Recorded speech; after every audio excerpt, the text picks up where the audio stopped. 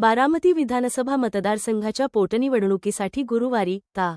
23 मतदान आहे. राष्ट्रवादी काँग्रेस शरदचंद्र पवार पक्षाचे राष्ट्रीय अध्यक्ष शरद पवार हे मात्र मतदानाला येणार नाही. त्यांची प्रकृती ठीक नसल्याने डॉक्टरांनी त्यांना सक्तीच्या विश्रांतीचा सल्ला दिला आहे. शरद पवार यांनीच सोशल मीडियात पोस्ट करत मंगळवारी ही माहिती दिली होती.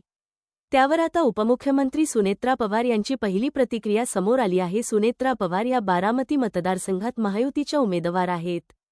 त्यांच्याविरोधात कोणत्याही प्रमुख पक्षाचा उमेदवार रिंगणात नाही. त्यामुळे ही लढत एकतर्फी ठरली आहे. असे असूनही मताधिक्य किती असणार याबाबत उत्सुकता वाढली आहे.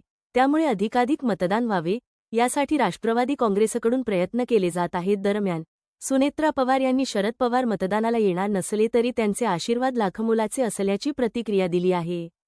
त्यांनी सोशल मीडियात पोस्ट करत म्हटले आहे की प्रकृती अस्वास्थ्यामुळे आदरणीय पवार साहेब बारामती विधानसभा पोटनिवडणुकीच्या मतदानास उपस्थित राहू शकणार नाहीत.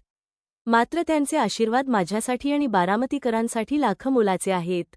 शरद पवार यांनी सोशल मीडियात पोस्ट करत म्हटले होते की पोटनिवडणुकीसाठी बारामती येथे येऊन आतापर्यंतच्या प्रघातानुसार मतदान करण्याचे मी ठरवले होते.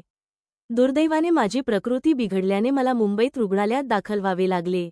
डॉक्टरांनी मला उपचार आणि सक्तीची विश्रांती या कारणास्तव मुंबईबाहेर जाण्यास मनाई केली आहे. त्यामुळे अत्यंत नाईलाजास्तव मतदानाचा हक्क बजावण्यापासून मला वंचित राहावे लागत आहे.